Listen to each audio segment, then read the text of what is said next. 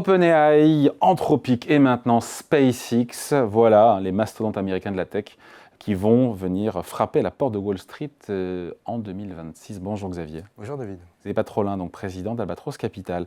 C'est le Wall Street Journal qui rapporte que suite à donc, cette nouvelle levée de fonds de SpaceX, dont la valeur d'ailleurs a doublé quasiment tous les 6 mois à chaque levée de fonds, ce qui en fait d'ailleurs le groupe privé, donc non coté, le mieux valorisé au monde, SpaceX, SpaceX envisage, et oui, une introduction en bourse à Wall Street en 2026, peut-être une des plus grosses IPO ever, en tout cas aux États-Unis l'année prochaine. Oui, c'est spectaculaire. Mais c'est surtout quand on voit le cheminement des transactions sur SpaceX, d'où des valorisations, comme tu dis, ça double, peut-être pas tous les 6 mois, mais ça double quasiment tous les ans. Ouais. Et c'est impressionnant. Mais il faut voir de l'autre côté la réussite opératoire de SpaceX. C'est quand même un groupe. Alors rappelons ce que fait SpaceX. Ça lance, ça lance des fusées, mais surtout des fusées, des lanceurs récupérables. Et donc ça change complètement l'équation en termes de rentabilité. Alors ça peut les lancer en orbite basse pour des. On en parlait la semaine dernière avec le patron d'Eutelsat. Qui était des petits satellites, notamment qu'utilise. Starlink, absolument. Il y a 6 000 ou 7 000 satellites. Qu'on voit d'ailleurs dans le ciel, hein, parfois. Oui, voilà, c'est ça. Le ciel étoilé de notre enfance, on le voit de moins en moins aujourd'hui. Mais c'est spectaculaire. Il faut avoir. Il lance en moyenne, tous les 2-3 jours, 25 à 30 satellites. Hein, c'est spectaculaire. Et puis il y a l'autre dimension qui est là, les projets lunaires, conquête spatiale, la Lune, puis éventuellement Mars avec la NASA, c'est une autre dimension. Mais là aussi, les lanceurs ils sont dans la phase de test, ils ont récupéré le premier étage, et le deuxième étage, ils sont en train, le dernier test, l'a repositionné en plein dans le, je crois que c'est dans le Pacifique, non, l'Atlantique, et donc le prochain test devrait le permettre de le récupérer entre des bras. Donc ça veut dire que vous avez un énorme lanceur, composé de 2 morceaux, que ça montre, pour qu'on ait une représentation, c'est quand même des lanceurs de pas loin de 90 mètres. C'est bien plus puissant que les fusées de Apollo, hein, de l'époque Apollo. Et voilà, donc c'est ça. Donc là, pour le coup, j'allais dire, il y a une réalité. Après, l'équation financière sur la conquête spatiale et ce qu'elle va permettre, la concurrence, parce qu'il y a de l'autre côté Jeff Bezos d'Amazon qui ne reste pas les 2 fers dans le même sabot. Les 2 pieds dans le même sabot, oui. Donc enfin, les 2 fers, les 2 pieds dans le même sabot. Mais pour l'instant, là, SpaceX, c'est vraiment un acteur qui a une vraie réalité. Le point, c'est de dire que ça fait donc une méga introduction en bourse l'année prochaine. Anthropic, qui veut coiffer au poteau OpenAI, apparemment, qui a mandaté des conseils pour s'introduire, faire une IPO à Wall Street avant donc OpenAI en 2026. Voilà, les mastodontes, les géants américains de la tech viennent en bourse en 2026. Oui, mais là, pour le coup, sur l'intelligence artificielle, parce que là, c'est encore plus spectaculaire. Si on prend OpenAI, la valorisation, l'une des premières valorisations d'OpenAI, c'est en 2021, c'est aux alentours de 14 milliards de dollars. Ouais. On est à 800 aujourd'hui. Ouais, t'as tout dit. En 4 ans. En 4 ans, mais c'est quand même une boîte qui, pour $1 de chiffre d'affaires, crame 50 centimes de... J'ai lu le chiffre de perte, c'est quoi? Je crois que c'est 13 milliards par... OpenAI, c'est 13 milliards. Pour l'année 2025, ce sera probablement plus, ce sera probablement une vingtaine de milliards de pertes. Alors certes, ils ont 250 millions d'utilisateurs moyens par semaine. Là, il ne faut pas être court-termiste, il faut voir les bénéfices vont être colossaux à horizon 2-3 ans. Non, ils ne seront pas rentables avant 2030, ils ont dit OpenAI. Le problème sur l'intelligence artificielle, c'est les montants d'investissement que tu dois mettre en face. Sam Altman aurait dit qu'il faut, pour OpenAI, en infrastructure, il faudrait que la société investisse 1600 milliards de dollars. Et donc, au mieux, la capitalisation qu'on pourrait, entre guillemets, cibler, c'est peut-être en 2026 ou début 2027, c'est aux alentours, donc ça serait entre 500 et 1000 milliards. Et il faut voir que c'est des boîtes qui sont énormément endettées, et qu'au fond, ces introductions en bourse, c'est la fameuse chanson d'ABBA, The Winner Take All. C'est une espèce de course de vitesse pour que le premier qui préempte le marché de l'intelligence, tente de préempter le marché de l'intelligence, rafle voilà, 70-80% de la valeur. D'où la course entre Anthropic et... Mais là, moi, j'ai une question, c'est sûr, au fond, ce sont des actions, c'est du capital développement, même du capital risque. Au fond, c'est des options. Tu vois, tu as des cash flows, alors Sam Altman peut toujours raconter qu'il est en avance sur son business plan tel qu'il l'avait décrit il y a 2 ans. Il fait plus de chiffre d'affaires, mais il fait aussi plus de pertes et le montant des investissements est beaucoup plus important que ce qu'il prévoyait. Et après, quand tu rajoutes les relations un peu consanguines entre le fournisseur de pelles, Nvidia, et le mineur, si j'ose dire, qu'est OpenAI, il y a une interrogation. Après, on se dit qu'on ne peut pas rester à l'écart. Moi, je mets à la place d'investisseurs. Est-ce qu'on peut rester à l'écart ou pas de cette production en bourse monstrueuse, montale, colossale? On se dit qu'il y a peu de chances que ça se passe mal à court terme. C'est un premier contre-exemple à ce que tu dis, c'est Apple ne fait pas partie Apple a été sollicité pour faire partie du tour de table de OpenAI et Apple a décidé de ne pas en faire partie. Donc ça pourrait flopper, c'est un de ces méga... tu as vu Warren Buffett investir massivement dans OpenAI. Alors certes, il a investi tout récemment, Berkshire Hathaway a investi tout récemment sur Google. Peut-être d'ailleurs que Google est le vainqueur à venir, mais oui, on peut rester en dehors. Moi, j'ai toujours un problème. Ça, moi, je voyais ça pourtant. Oui. Vas-y. Je voyais que c'est la perspective pour ces IPO monumentales, colossales. Potentiellement, ça pouvait représenter une espèce de catalyseur, une nouvelle jambe haussière pour les marchés. Moi, à mon avis, ça sera un succès à court terme. Non, mais ça peut se retourner après, mais à court terme, ça sera un succès. Oui, tu as raison, parce qu'au fond, tu annoncé, quoi. Tu élargis le spectre des supports d'investissement.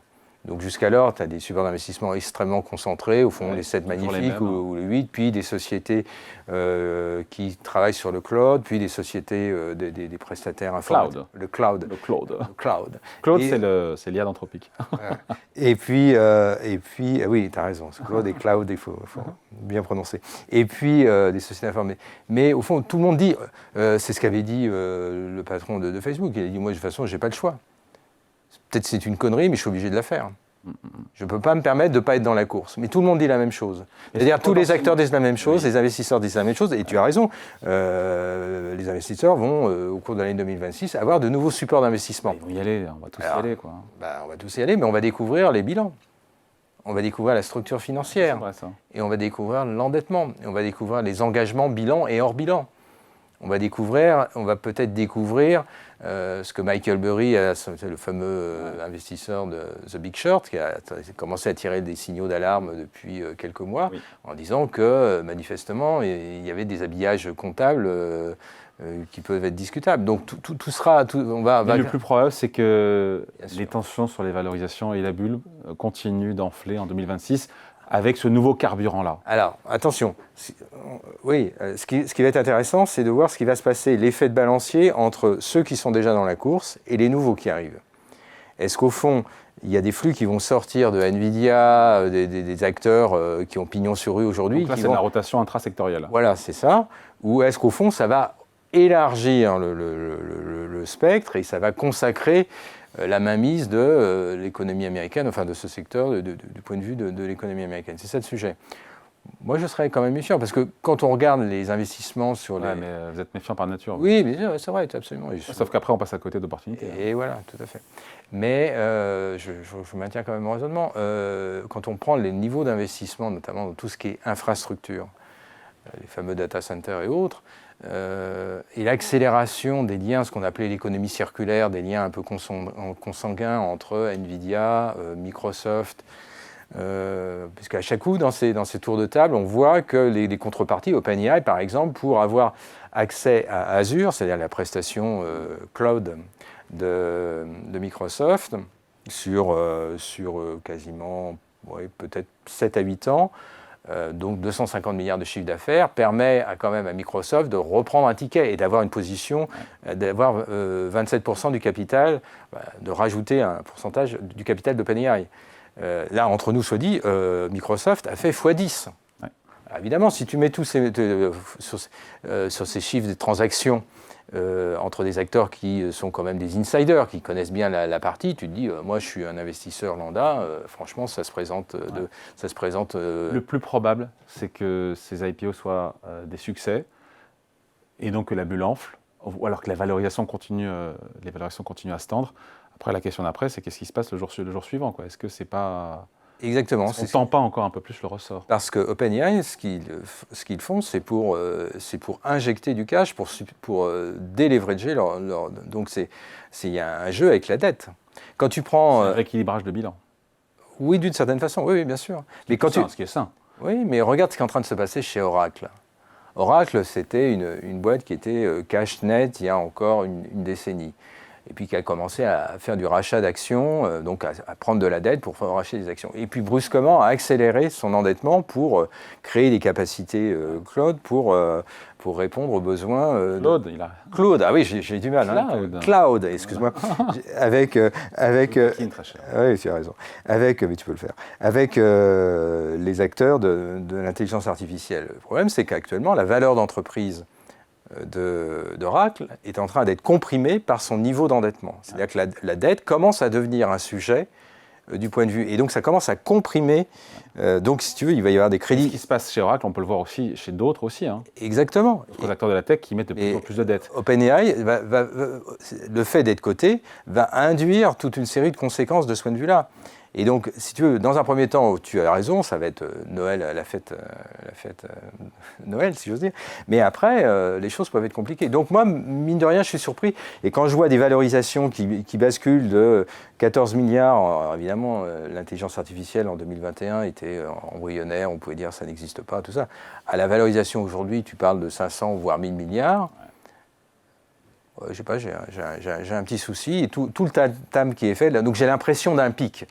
Et peut-être je me trompe, au fond, ce n'est pas du tout un pic, c'est juste une rampe de lancement, et dans 10 ans, ça sera... mais souviens-toi quand même... Ça sera dit en 10 ans, c'était un point bas. Exactement, mais souviens-toi que tous les acteurs, que ce soit Amazon, Facebook, Google, tous ces acteurs-là ont mis globalement 10 à 15 ans avant d'atteindre une zone de valorisation, de capitalisation boursière de 500 milliards. Ouais. Là, tu as des acteurs qui, dès le départ, qui ont des méga pertes, qui ont des niveaux d'endettement privés spectaculaires, avec un comportement grégaire, mais vraiment une accélération comme probablement on n'en a jamais vu.